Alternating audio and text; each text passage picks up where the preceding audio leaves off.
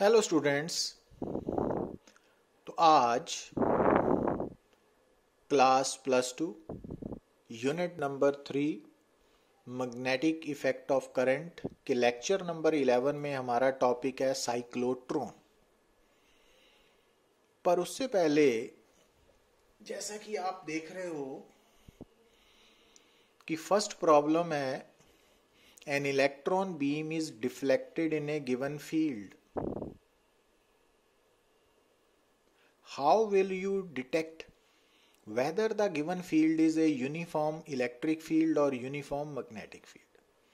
Means एक unknown field में से जब चार्ज बीम पास करके गई और वो डिफ्लेक्शन उसने शो की, तो आप डिफ्लेक्शन से कैसे पता लगाओगे कि जो वो चार्ज पार्टिकल है वो इलेक्ट्रिक फील्ड के बीच में से निकल के आया कि मैग्नेटिक फील्ड? तो उसका आंसर है क्योंकि work done by magnetic field हमेशा ज़ीरो होगा ना। तो इसका मतलब अगर उस चार्ज पार्टिकल की स्पीड कांस्टेंट है तो वो मैग्नेटिक फील्ड में से निकल के आया।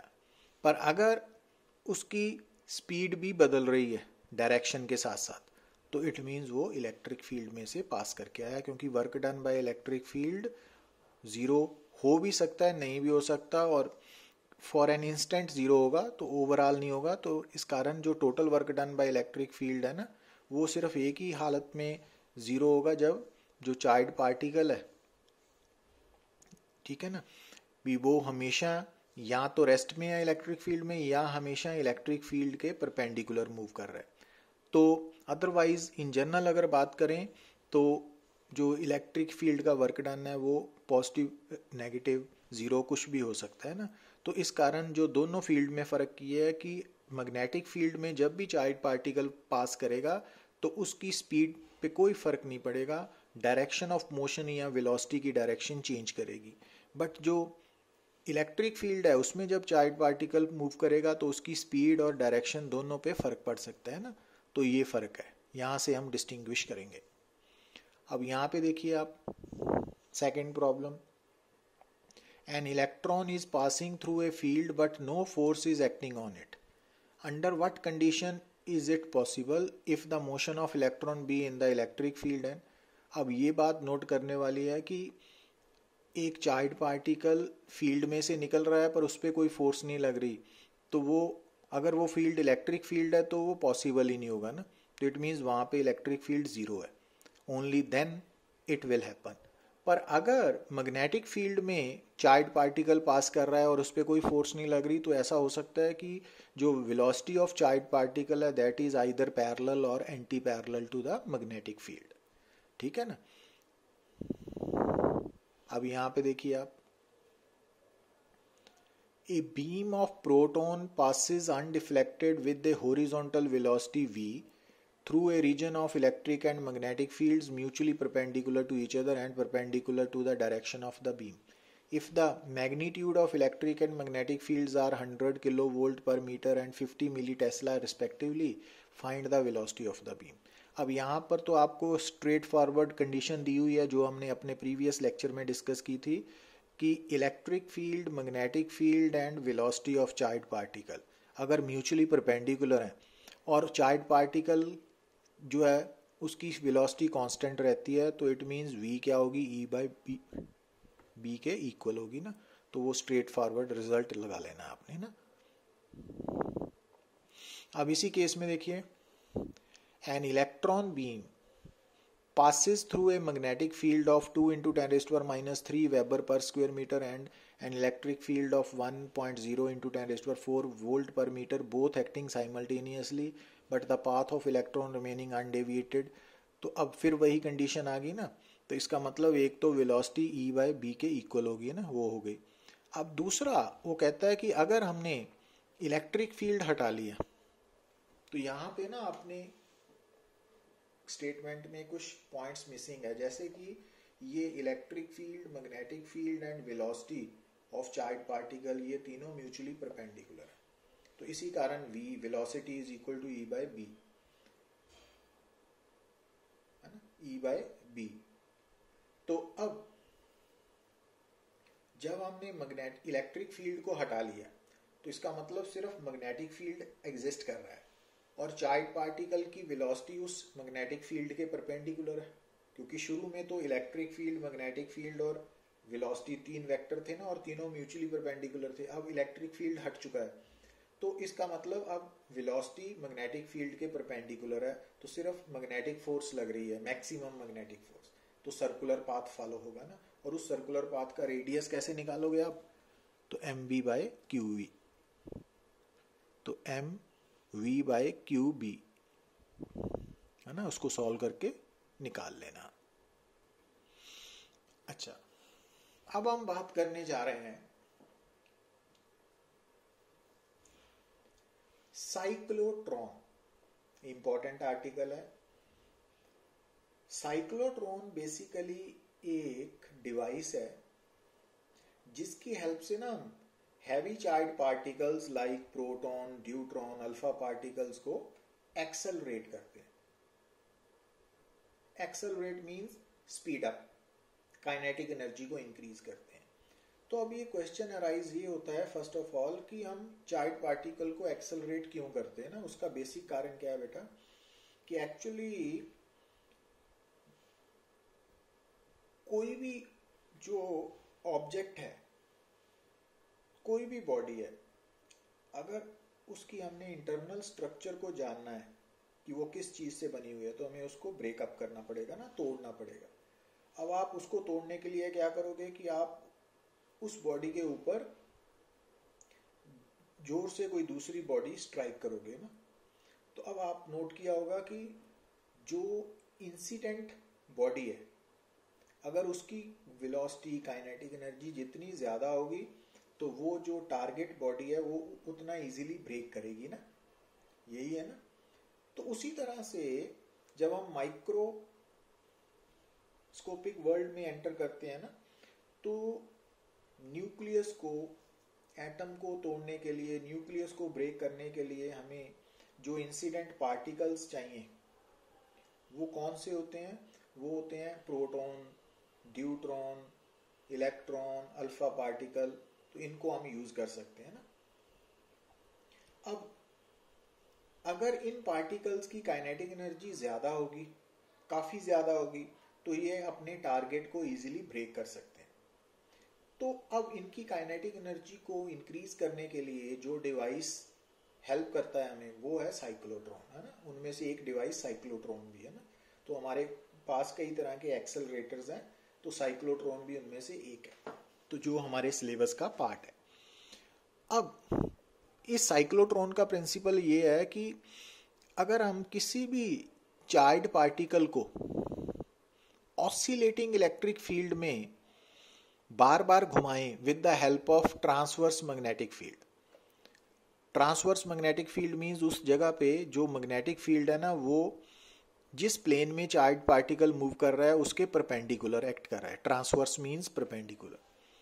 तो अगर हम जिस जगह पे चार्ज पार्टिकल को हमने बार बार घुमाना है in the presence of oscillating electric field, तो अगर हम वहां पर ट्रांसवर्स मैग्नेटिक फील्ड अप्लाई करेंगे, तो वो ट्रांसवर्स मैग्नेटिक फील्ड हेल्प करेगा उस चार्ज पार्टिकल को बार बार घूमने में। तो उस चार्ज पार्टिकल की स्पीड और काइनेटिक एनर्जी दोनों इंक्रीज करेंगी। ठीक है ना। तो ये इसका बेसिक प्रिंसिपल है कि जब भी कोई charge particle, when a charge particle is passed through a region of oscillating electric field, time and again by using transverse magnetic field, its speed and kinetic energy both are increased. अब सबसे पहले यहाँ पे आपको समझ होनी चाहिए oscillating electric field होता क्या है ना। तो ऑसिलेटिंग इलेक्ट्रिक फील्ड वो इलेक्ट्रिक फील्ड है जिसकी direction after regular time interval reverse हो रही है, उलट हो रही है। मतलब अगर इनिशियली इलेक्ट्रिक फील्ड की डायरेक्शन ऊपर की तरफ है, तो इस डायग्राम के अकॉर्डिंगली आफ्टर टाइम t/2 उसकी डायरेक्शन नीचे हो जाएगी, और फिर आफ्टर टाइम t/2 ऊपर हो जाएगी, फिर नीचे, फिर ऊपर, है ना। तो इसको ऑसिलेटिंग इलेक्ट्रिक फील्ड बोलते हैं। यहाँ अगर मान लीजिए कि इलेक्ट्रिक फील्ड की डायरेक्शन अभी राइट की तरफ है, तो उसके बाद लेफ्ट हो गई, फिर राइट हो गई, फिर लेफ्ट हो गई, पर ये जो डायरेक्शन रिवर्स हो गई है ये आफ्टर रेगुलर टाइम इंटरवल होनी चाहिए। तो अब यहाँ पर अब ये देखिए आप कि 0 से लेके t/2 तक जो इलेक्ट्रिक फील्ड है उसकी डायरेक्शन एक तरफ है, और t/2 से लेके अगेन t तक डायरेक्शन ऑपोजिट है ना। तो ये वाला half portion positive half cycle है, ये नेगेटिव हाफ साइकिल है ना। और दो half cycles positive and negative ने मिलके फुल साइकिल कंप्लीट किया, और फुल साइकिल जितने टाइम में कंप्लीट हुआ that is known as time period, और टाइम पीरियड का रेसिप्रोकल होता है फ्रीक्वेंसी। तो जो ऑसिलेटिंग इलेक्ट्रिक फील्ड है, अब यहाँ पर हम जो मैग्नीट्यूड ऑफ इलेक्ट्रिक फील्ड है वो फिक्स्ड है, कांस्टेंट है, सिर्फ डायरेक्शन रिवर्स हो रही है। बट ऑसिलेटिंग इलेक्ट्रिक फील्ड में मैग्नीट्यूड भी बदल सकता है ना। तो ये डायग्राम में हमने माना है कि जो ऑसिलेटिंग इलेक्ट्रिक फील्ड है उसका मैग्नीट्यूड फिक्स्ड है, सिर्फ direction after regular time interval reverse हो रही है, उलट हो रही है। और कितने टाइम बाद चेंज हो रही है? t/2 time. और यहाँ पे कैपिटल T क्या है? उस ऑसिलेटिंग इलेक्ट्रिक फील्ड का टाइम है, ठीक है। और फ्रीक्वेंसी कितनी है? 1/t। तो टाइम पीरियड, फ्रीक्वेंसी, ये टर्म्स आपको समझ होनी चाहिए कि जो ऑसिलेटिंग इलेक्ट्रिक फील्ड है तो जो उसमें जो डायरेक्शन ऑफ इलेक्ट्रिक फील्ड है वो after regular time interval reverse होती जाएंगी ना। तो ये बात आपने माइंड में रखनी है। अब यहाँ पे देखिए आप, अब जो साइक्लोट्रॉन है अगर उसकी कंस्ट्रक्शन की बात करें तो आपके सामने ये एक हॉलो मेटेलिक सिलेंडर नजर आ रहा है ना। ये सिलेंडर मेटल का बना हुआ है बट अंदर से खाली है ना, हॉलो है। अब अगर आप इसको हम बीच में से काट देते हैं ना ऐसे, तो ये दो पार्ट्स कर दिए हमने। तो अब ये जो दोनों हॉलो मेटेलिक डीज बन गई ना, अब क्योंकि इनकी जो शेप है ना वो ऊपर से देखिए आप तो अल्फ़ाबेट डी की तरह लग रही है, तो इस कारण इनको हम हॉलो मेटेलिक डीज बोलते हैं। मेटल की बनी हुई डीज है, अंदर से खाली है ना। तो एक को D1 बोल दिया, दूसरी को D2। अब ये दो डीज के बीच में थोड़ा सा गैप है, ये गैप थोड़ा सा है ना, डायग्राम में ज़्यादा नज़र आ रहा है। और जिस जगह पे ये दोनों डीज रखी हुई हैं वहाँ पर उस पॉइंट पे, उस जगह पे जो मैग्नेटिक फील्ड एक्ट कर रहा है वो यूनिफॉर्म भी है और normal to the plane of D's भी है। तो ये जो मैग्नेटिक फील्ड है वो इन डीज के प्लेन के परपेंडिकुलर एक्ट कर रहा है, ट्रांसवर्स है ना। और इन दोनों डीज को हमने किसके साथ जोड़ दिया? ऑसिलेटर के साथ। तो इस ऑसिलेटर ने क्या करना है, ये जो गैप है ना, इस गैप में इलेक्ट्रिक फील्ड पैदा करना है। कौन सा electric field? Oscillating electric field with constant magnitude. तो ये जो इलेक्ट्रिक फील्ड है वो सिर्फ गैप में पैदा होगा। तो इन डीज के अंदर इलेक्ट्रिक फील्ड जीरो होगा। डीज के अंदर ना जो हॉलो स्पेस है वहां पर इलेक्ट्रिक फील्ड नहीं होगा, इलेक्ट्रिक फील्ड सिर्फ गैप में होगा। क्यों? क्योंकि हमने डिस्कस किया हुआ है ना कि कंडक्टर के अंदर इलेक्ट्रिक फील्ड जीरो होता है ना, स्टेडी इलेक्ट्रिक फील्ड। अब तो ये जो ई वेक्टर है ना वो इलेक्ट्रिक फील्ड है यहां इस गैप में, और ये क्यू क्या है? वो चार्ज पार्टिकल जिसको हमने साइक्लोट्रॉन की हेल्प से एक्सेलरेट करना है ना। समझ आई बात? अब देखिए, अब ये दो डीज हैं, ये चार्ज पार्टिकल है, ये ऑसिलेटर है ना। अब अगर हम मान लेते हैं कि जब हमने शुरू में स्टार्टिंग में ऑसिलेटर को स्विच ऑन किया, स्विच ऑन करने का मतलब क्या है कि जो ऑसिलेटिंग इलेक्ट्रिक फील्ड है ना वो पैदा होना स्टार्ट हो गया। पर उससे पहले हमने मैग्नेटिक फील्ड को सेटअप कर लिया है, means magnetic field already exist कर रहा है। तो ऑसिलेटर को भी स्विच ऑन कर दिया, उसके कारण क्या होगा कि ये जो गैप नजर आ रहा है ना आपको, इसमें भी इलेक्ट्रिक फील्ड पैदा हो जाएगा। अब ध्यान दीजिए, जैसे ही हमने ऑसिलेटर को स्विच ऑन किया तो वो टाइम हो गया स्टार्टिंग टाइम 0। और मान लीजिए कि ये जो इलेक्ट्रिक फील्ड पैदा हो रहा है, ध्यान से बात समझना, ये जो इलेक्ट्रिक फील्ड पैदा हो रहा है, ये जो इलेक्ट्रिक फील्ड है वो ऑसिलेटिंग इलेक्ट्रिक फील्ड है ना, मतलब इसकी डायरेक्शन बदलेगी है ना। तो मान लीजिए कि इस इलेक्ट्रिक फील्ड का टाइम पीरियड कितना है? Capital T। अब जैसा हमने पीछे देखा नहीं था, ये देखिए ये, तो 0 से लेके टी, क्योंकि इस इलेक्ट्रिक फील्ड का टाइम पीरियड भी टी है ना, तो 0 से लेके t/2 तक इसकी डायरेक्शन एक तरफ होगी और उससे बाद t/2 से लेके t तक डायरेक्शन ऑपोजिट हो जाएगी ना। अब यहाँ पे देखिए आप, तो मान लीजिए कि जैसे ही हमने ऑसिलेटर को स्विच ऑन किया तो जो इलेक्ट्रिक फील्ड इस गैप में पैदा हुआ, ठीक है, तो वो टाइम 0 है। अब 0 से लेके t/2 तक मान लीजिए कि इलेक्ट्रिक फील्ड की डायरेक्शन क्या है, फ्रॉम d2 से लेके d1 की तरफ है ना, ये। और ऐसा क्यों है कि उस वक्त जो d2 है, d, वो पॉजिटिव पोटेंशियल पोजेस करेगी और ये नेगेटिव पोटेंशियल पोजेस करेगी, तो इसकी पोलैरिटी पॉजिटिव होगी, इसकी पोलैरिटी नेगेटिव होगी। तो इलेक्ट्रिक फील्ड पॉजिटिव से नेगेटिव चार्ज की तरफ होता है ना, ये हमने फर्स्ट यूनिट में डिस्कस किया हुआ है। तो अब होगा क्या कि क्योंकि जैसे ही हमने ऑसिलेटिंग इलेक्ट्रिक फील्ड पैदा किया, और ये इलेक्ट्रिक फील्ड, ये वाला इलेक्ट्रिक फील्ड कितनी देर तक रहने वाला है, 0 से लेके t/2 टाइम तक, t/2 तक है ना। अब यहाँ पे t क्या है, इस इलेक्ट्रिक फील्ड का टाइम पीरियड है ना। अब ये जो चार्ज पार्टिकल है वो इस नेगेटिवली चार्ज प्लेट की तरफ अट्रैक्ट होगा ना, स्पीड अप होगा। पर क्योंकि ये चार्ज पार्टिकल जब d1 की तरफ जाएगा तो यहाँ पर तो ट्रांसवर्स मैग्नेटिक फील्ड एक्ट कर रहा है ना। तो ट्रांसवर्स मींस कि ये जो चार्ज पार्टिकल जब d1 की तरफ जाएगा ना तो उसकी वेलोसिटी मैग्नेटिक फील्ड के साथ कितना एंगल बना रही है, 90 डिग्री। तो वो कौन सा पाथ फॉलो करेगा, सेमी सर्कुलर पाथ है ना। तो वो सर्कुलर पाथ फॉलो करता हुआ d के अंदर घूमेगा। अब यहाँ पे ध्यान देना है कि एक तो ये गैप जो शो कर रहे हैं ना हम, ये काफी कम है।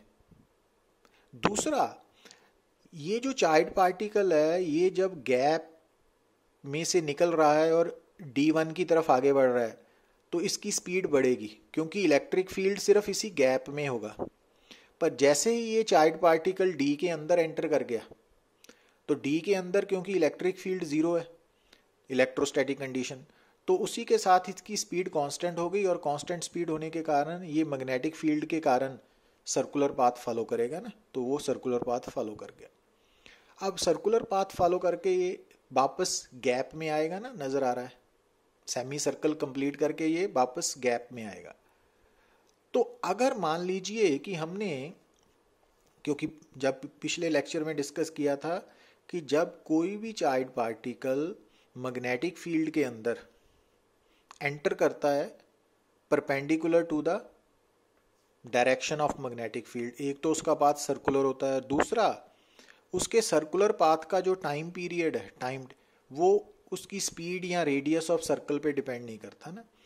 तो हमने यहाँ पर ये सारी अरेंजमेंट कैसे की है कि जैसे ही ये चार्ज पार्टिकल d1 के अंदर सेमी सर्कल कंप्लीट करके दोबारा गैप में आएगा, उसी वक्त ये जो पोलैरिटी है ना, माइनस और प्लस, उसी वक्त ये प्लस और माइनस हो जाएंगे। मींस इलेक्ट्रिक फील्ड अपनी डायरेक्शन उसी वक्त रिवर्स कर लेगा। अब यहाँ से आपको समझने की बात क्या है कि सेमी सर्कल को कंप्लीट करने के लिए जितना टाइम लगेगा ना चार्ज पार्टिकल को, वो टाइम किसके बराबर होना चाहिए, t/2 के बराबर। क्यों, क्योंकि जो पोलैरिटी है वो, यहाँ इलेक्ट्रिक फील्ड अपनी डायरेक्शन कितने टाइम बाद रिवर्स करता है, उल्टी करता है, t/2, है ना। ये बात समझ आ रही है ना। तो अब जैसे ही ये पार्टिकल d1 से निकल के गैप में आया, पोलैरिटी बदल गई। अब पोलैरिटी बदलने के कारण ये d2 की तरफ अट्रैक्ट होगा, इसकी स्पीड और बढ़ेगी, और एक बार ये d2 में एंटर कर गया, स्पीड कांस्टेंट होगी दोबारा, पर अब सर्कल बड़ा हो जाएगा। क्यों, क्योंकि ट्रांसवर्स मैग्नेटिक फील्ड में जो रेडियस ऑफ सर्कुलर पाथ है, वो फार्मूला याद है ना, mv/qv। तो mv/qb में वेलोसिटी ज़्यादा हो चुकी है अब, तो सर्कल थोड़ा बड़ा हो गया। अब पर दूसरी बात, बार बार मैं बोल रहा हूँ कि मैग्नेटिक फील्ड में जो सर्कुलर पाथ फॉलो करता है पार्टिकल, उसका टाइम पीरियड इस बात पे डिपेंड नहीं करता कि रेडियस कितना है या स्पीड कितनी है ना, हमने किया था ना कैपिटल डी। तो अब जैसे ही ये दोबारा गैप में आएगा, अगेन पोलैरिटी उलट होगी, अब फिर वे दूसरी तरफ अट्रैक्ट होगा, तो स्पीड और बढ़ जाएगी, सर्कल और बड़ा हो गया। तो इस तरह से ये चार्ज पार्टिकल साइक्लोट्रॉन के अंदर सर्कल में घूमता घूमता इसका रेडियस बड़ा होता जाएगा, मींस स्पीड बढ़ती जाएगी। Got it? और अल्टीमेटली ये जो पाथ है ना, सर्कुलर पाथ है, इसका रेडियस फाइनली कितना हो जाएगा? मैक्सिमम हो सकता है डी के रेडियस के इक्वल। तो वो तब वहां से इसकी स्पीड मैक्सिमम हो जाएगी और तब हम यहाँ विंडो से इसको बाहर निकाल के टारगेट पे इंसिडेंट कर देंगे। तो अब यहाँ मान लीजिए कि ये हमने एक सेमी सर्कुलर पाथ कोई भी चूज कर लिया जिसका रेडियस स्मॉल आर है और उस पाथ में वेलोसिटी v है ना। तो अब r क्या है? mv/qv होता है ना।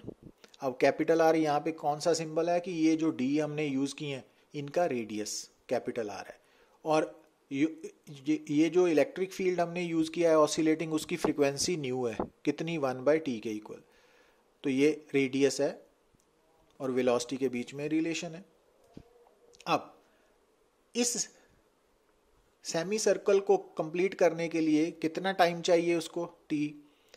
तो क्योंकि स्पीड कांस्टेंट है तो स्पीड कांस्टेंट के वक्त speed is equal to distance over time taken. ठीक है, तो टाइम बन गया डिस्टेंस ओवर स्पीड। अब ये जो सेमी सर्कल पाथ है इसका लेंथ कितनी होगी? सेमी सर्कल की लेंथ पाई आर है और इसको कवर करने वाला स्पीड कितनी है? v। तो टाइम चाहिए पाई आर बाय वी। अब r की वैल्यू इक्वेशन नंबर 1 से निकाली हुई है, वो यहाँ पे सब्स्टिट्यूट की, तो t ये बन गया ना। अब आपको क्या समझाया कि अगर आप चाहते हो कि यहाँ पे पार्टिकल प्रॉपरली एक्सेलरेट करे तो जिस टाइम के बाद पोलैरिटी चेंज होनी चाहिए वो कितना टाइम होना चाहिए? ये टाइम कितना था याद है कि सेमी सर्कल को कंप्लीट करके जब वो वापस डी में आता था। इसका मतलब ये जो सेमी सर्कल को कंप्लीट करने वाला टाइम है ये किसके बराबर होना चाहिए? पोलैरिटी चेंज होने वाला टाइम। और पोलैरिटी कितने टाइम बाद चेंज होती है? Capital T/2। तो इसका मतलब प्रॉपर एक्सेलरेशन के लिए स्मॉल t कैपिटल T/2 होना चाहिए। तो यहाँ से कैपिटल T की वैल्यू आ गई और वहाँ से फ्रीक्वेंसी आ गई ना, और इस फ्रीक्वेंसी को हम साइक्लोट्रॉन फ्रीक्वेंसी बोलते हैं। तो अगर कोई भी चार्ज पार्टिकल साइक्लोट्रॉन के अंदर इस कंडीशन को फुलफिल कर रहा है तो वो प्रॉपरली एक्सेलरेट होगा, अदरवाइज नहीं होगा ना। तो अब यहाँ पे देखिए, क्योंकि न्यू या टी क्या है कि जो हमने ऑसिलेटर साइक्लोट्रॉन की 2 डीज के साथ जोड़ा ताकि ऑसिलेटिंग इलेक्ट्रिक फील्ड पैदा हो सके, तो उस ऑसिलेटिंग इलेक्ट्रिक फील्ड की फ्रीक्वेंसी है न्यू या टाइम पीरियड है टी, ये तो फिक्स्ड है। अब राइट हैंड साइड पे देखिए क्यू क्या है? वो चार्ज पार्टिकल जिसको हमने साइक्लोट्रॉन की हेल्प से एक्सेलरेट करवाना है ना, तो ये क्यू भी फिक्स्ड है। मैग्नेटिक फील्ड वी ये भी फिक्स्ड है, पर ये जो 2πv कॉन्स्टेंट्स है, but m mass of charge particle. तो जितने भी हैवी चार्ज पार्टिकल्स हैं लाइक प्रोटॉन है, न्यूट्रॉन है, ड्यूट्रॉन है, ड्यूट्रॉन है, अल्फा पार्टिकल है, तो ये जो चार्ज पार्टिकल्स हैं तो इनका मास अप्रोक्सीमेटली कांस्टेंट रहेगा, क्योंकि साइक्लोट्रॉन के अंदर इनकी जो स्पीड है ना, वो स्पीड ऑफ लाइट के कंपैरेटिवली काफी कम होगी, तो इस कारण इनका मास अप्रोक्सीमेटली सेम रहेगा। तो इट मींस इन पार्टिकल्स के लिए कौन से, जिनके मैं नाम बोले heavy charge particles like proton, deuteron, alpha particle, तो इनके लिए मास भी कांस्टेंट है साइक्लोट्रॉन में। तो अब लेफ्ट और राइट हैंड साइड दोनों बराबर होने का मतलब है कि साइक्लोट्रॉन में जब आप heavy charge particles like proton, deuteron, alpha particle इनको एक्सेलरेट करवाते हो, तो ये चार्ज पार्टिकल्स जितने टाइम बाद सेमी सर्कल कंप्लीट करके डी के अंदर गैप में आएंगे तो पोलैरिटी उस टाइम के बाद रिवर्स होगी ना, तो ये प्रॉपरली एक्सेलरेट कर सकेंगे। ठीक है। अब दूसरी बात, क्योंकि हमने क्या बोला कि साइक्लोट्रॉन में जो सर्कुलर पाथ का रेडियस है उसका संबंध speed of charge particle v के साथ है ना। अब इस साइक्लोट्रॉन में किसी भी चार्ज पार्टिकल के सर्कल का रेडियस मैक्सिमम कितना हो सकता है? कैपिटल R के बराबर। तो जब स्मॉल r कैपिटल R होगा मैक्सिमम, तो वेलोसिटी ऑफ चार्ज पार्टिकल भी उस वक्त मैक्सिमम होगी। तो इक्वेशन नंबर 1 से हमने स्मॉल r की जगह कैपिटल R लिख लिया और v की जगह v मैक्सिमम, तो v मैक्सिमम ये बन गए। तो साइक्लोट्रॉन के अंदर जो चार्ज पार्टिकल है उसकी मैक्सिमम स्पीड कितनी होगी वो इक्वेशन नंबर 5 से फाइंड आउट होगी, और maximum kinetic energy half mv² से है ना, तो ये होगी। तो साइक्लोट्रॉन के अंदर कोई भी चार्ज पार्टिकल मैक्सिमम कितनी स्पीड एक्वायर कर सकता है, कितनी काइनेटिक एनर्जी, वो इक्वेशन नंबर 5 एंड 6 बता रही है ना। अच्छा, अब अगर हम बात करें लिमिटेशंस ऑफ साइक्लोट्रॉन की, कि एक तो साइक्लोट्रॉन सिर्फ चार्ज पार्टिकल्स को एक्सेलरेट करता है, तो अब जो न्यूट्रॉन है वो अनचार्ज पार्टिकल है, तो इस कारण न्यूट्रॉन को ये एक्सेलरेट नहीं करेगा। दूसरी बात कि जो इलेक्ट्रॉन्स है, इलेक्ट्रॉन्स का मास काफ़ी कम है ना, हल्के हैं, तो जब आप इलेक्ट्रॉन को या lightly charge particles like electron को आप एक्सेलरेटर में एक्सेलरेट करवाना चाहते हो साइक्लोट्रॉन में, तो जैसे ही आप साइक्लोट्रॉन में इलेक्ट्रॉन को रखोगे और स्विच ऑन करोगे, तो इवन आफ्टर 1 और 2 रेवोल्यूशंस, 2 या 3 रेवोल्यूशंस कंप्लीट होने के बाद जो इलेक्ट्रॉन है ना, क्योंकि वो काफ़ी लाइटर है, उसका मास काफ़ी कम है, तो उसकी वेलोसिटी बहुत ज़्यादा हो जाएगी।